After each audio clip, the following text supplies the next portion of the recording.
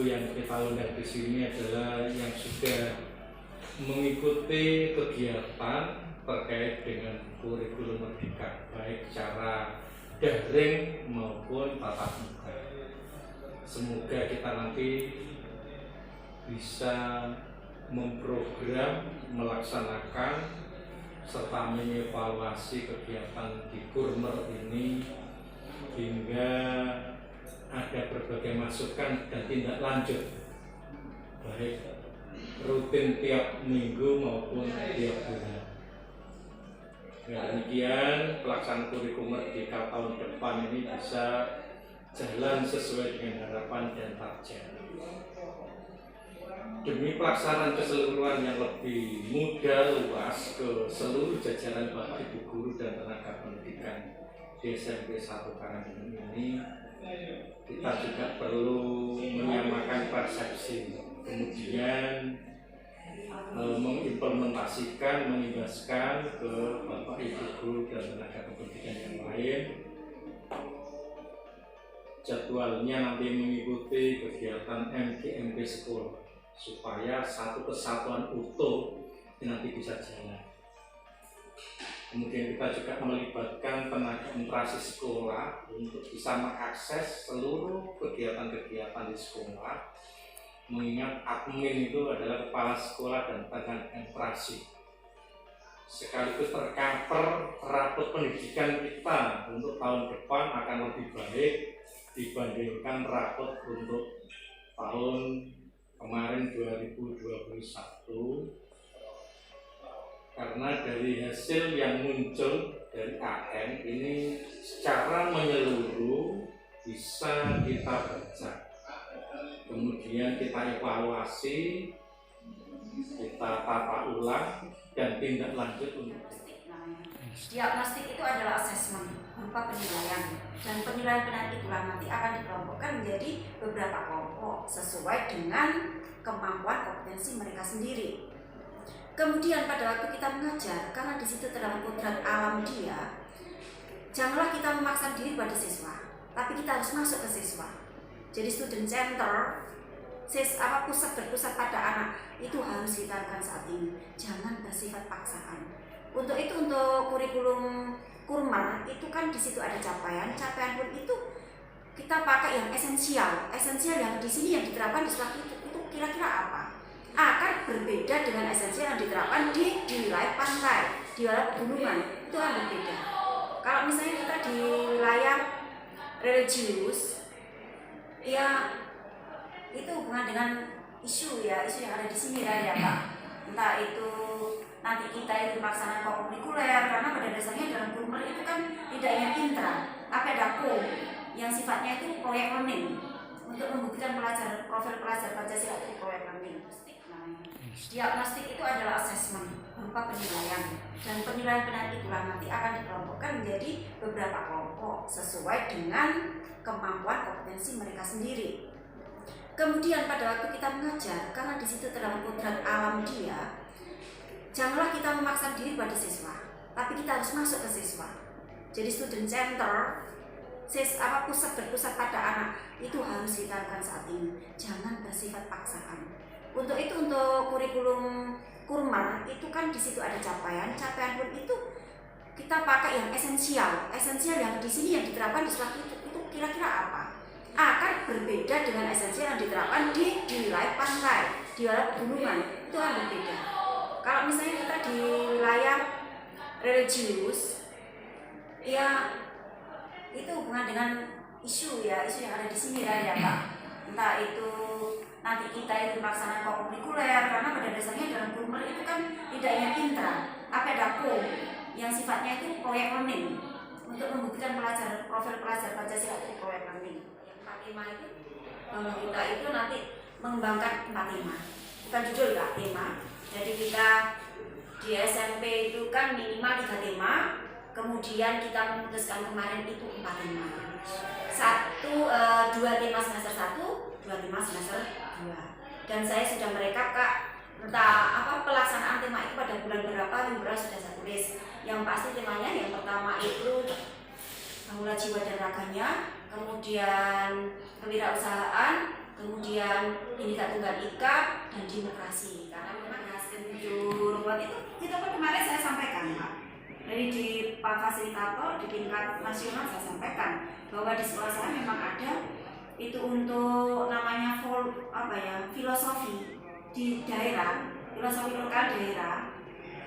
Di daerah saya itu pengembangan yang saya lakukan di sekolah itu jabat tangan maksudnya, terus itu Jumat religi itu mengarah pada profil pelajar Pancasila. Dan nanti mandiri yang profil itu kami membimbing anak-anak kami itu membuat beras kencur, terus membuat telur asin dan perkara lain. Nanti bila sudah keluar jiwa mandiri kuat, itu hasil yang saya terima dari ini. Kemudian nanti saya sampaikan kepada Pak Ahmad, Pak Brazil, juga Pak Ketua Bidang untuk kelas 7 sudah ditemukan siapa-siapa gurunya, dengan maksud kita punya persiapan pada mereka. Jadi langkah awal mereka itu beliau-beliau itu kita langsung kita sosialisasikan bagaimana membuat TP, bagaimana membuat ATP, itu pun semuanya sudah ada di link-link yang sudah dikirim oleh teman-teman. Hanya saja kemauan kita mau baca apa tidak, tetapi mau tidak. Ini sudah lengkap ya. Tapi saya hanya ingin menambah yang pertama tentang memuliakan siswa. Nah, ini tadi gambaran yang dilakukan ini sudah lengkap ya. Nanti bakat-bakat yang ada pada diri anak ya ditumbuh kembangkan, kita pendampingnya. Kita pendamping. Tidak bisa kita memaksakan ya, untuk anak dia akan berjuang 10 tahun atau 15 tahun, tapi mindset kita mindset lama. Ya, kita harus menyiapkan dia di zamannya. Makanya ya pendampingan itu yang penting. Berarti dengan kata lain langkah-langkah yang diinginkan Bu Nini tadi, mulai nanti diberi tes anak lalu dikelompokkan sesuai dengan hasil tes, ini dalam rangka mempermudah Bapak, mempermudah nanti pelayanan. Kalau nanti ya agak jauh, ada yang pandai, ada yang sangat lambat, nanti pelayanannya kita itu lemah gitu loh. Ya, kita pun sudah mencoba sudah, tapi dengan adanya pembedaan nanti kelompok-kelompok apalagi per kelas itu Bapak Ibu pun nanti pelayanannya dengan bagus ya. Misalnya di kelas yang lambat, mulai kesabarannya, mungkin model gambar yang kita sajikan gitu, arahnya ke sana. Tapi kalau misalnya di kelas yang cepat, kita lain lagi ya. Ini untuk sementara, walaupun secara tidak boleh gitu, tapi pada kenyataannya kalau kita mengelompokkan itu kekompakan dalam kelompok itu luar biasa dalam satu kelas. Misalnya ini punya kemampuan di olahraga yang bagus ya, maka di sini bahkan kalau saya katakan proyeknya ya di olahraga gitu loh, sehingga berminat nanti itu ya. Berikutnya juga rekayasa teknologi, mungkin anak ini kemampuannya ya bisa temanya di arah itu untuk sementara dari saya ya. Untuk gambaran tadi saya sebenarnya mencari Bapak tentang apa ya, pengelolaan jam. Tadi agak bedanya. Kalau saya tetap Bu Nini itu mungkin satu kelas di kelas 9, saya juga satu kelas. Itu dalam rangka memang menyiapkan Pak, mewarnai gitu ya. Mewarnai kelas 9 ini kurikulumnya memang apa ya, K13, tapi modelnya sudah model merdeka gitu loh. Sehingga anak orang-orang yang ini minimal mungkin satu kelas gitu. Sedangkan yang lain dia memang model penggerak di kelas 7-nya. Kalau saya, karena kami sudah menyiapkan draft untuk teman-teman gitu. Ya itu untuk dari saya, sedang yang saya pelajari di dalam ini. Berikutnya saya jadikan konflik di sana gitu loh, sehingga kami mendapat pencerahan gitu aja. Untuk berikutnya ya hanya itu, yaitu saya tekankan lagi bagaimana memuliakan siswa ya, disesuaikan. Tadi Benih sudah mengatakan ucapan-ucapan kita hendaknya hati-hati, kita mendampingi hendaknya jadi teladan ya. jangan memberi informasi contoh dan sebagainya, tapi kita dalam hidup tidak mampu memberikan teladan. Dengan kata lain, pada kurikulum ini ya, fokus saya di karakter, yaitu karakter pelajar Pancasila. Demikian dari saya. Wassalamualaikum warahmatullahi wabarakatuh. Waalaikumsalam warahmatullahi wabarakatuh. Kita serba kurang. Oleh karena itu ini Pak Bur, monggo nanti tetap kita diskusi sering mungkin.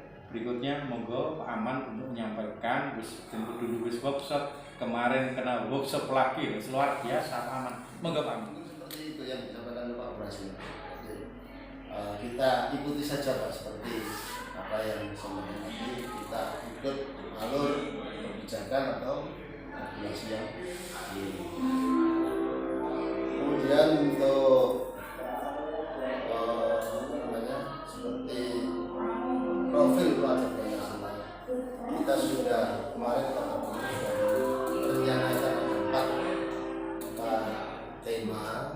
Ya. Kemarin saya nulis di KSOB-nya itu 5 tema, tapi kalau sudah sepakati 4 ya yang jelas menurut saya itu harus ada kajian sebelumnya sesuai dengan lingkungan sekitar kita, terutama yang lebih mendekati konteks adalah pendidikan. Karena itu tadi saya membuat sebuah istilah bahwa ada kemudian Miroke itu mencoba dengan cara meniru, kemudian nambahi berarti mengembangkan dari hal yang dikira itu positif, ya, menambahi. Ini sesuai dengan konsep ajaran Islam. Ki Hajar Dewantara. Yaitu satu Ki Hajar Dewantara, apa Ki Hajar Dewantara yang meniru Islam atau yang Islam? Ada al-muhafadzah itu ala qadimis sholeh wal akhdhu bidadil aslah. Setelah itu mempertahankan apa yang baik yang sudah kita laksanakan baik dan mencari hal-hal yang positif yang lebih baik. Itu konsep Islam seperti itu. Tapi Pak Dewantara juga punya konsep Jawa seperti itu. Saya lakukan sintermas. Itu memang hasilnya ya hanya membahas tentang media pembelajaran, karena untuk kurikulum merdeka kita dituntut harus bisa mahir dalam digitalisasi. Jadi hanya diberikan contoh-contoh cara membuat, misalkan ada stil lain, ada skrip, ada itu hanya itu saja. Jadi dalam waktu 2 hari itu kita hanya belajar tentang ya hanya itu membuat ini. Misalnya di dalam kelas 7 bab 1 kan ada sumber hukum Islam, untuk kita membuat video materinya gini terus. Yang baru dipelajari sebenarnya cuma baru berjalan pinter gini, hampir 2 minggu nih. 2 minggu yang dipelajari belum seberapa banyak. Kemarin diminta untuk membuat beberapa program yang berkaitan antara istilahnya itu nanti saya itu membuat apa sebagai peran guru penggerak untuk sekolah gitu. Salah satunya apa kemarin? Salah satunya ini, kalau membuat media pembelajaran online lebih ditularkan lagi ke teman-teman yang lain. Jadi tidak hanya beberapa pihak saja yang menggunakan itu. Ini sambung. Iya. Menurut media nama tersebut, jenengan artinya yang ini menggunakan media pembelajaran online.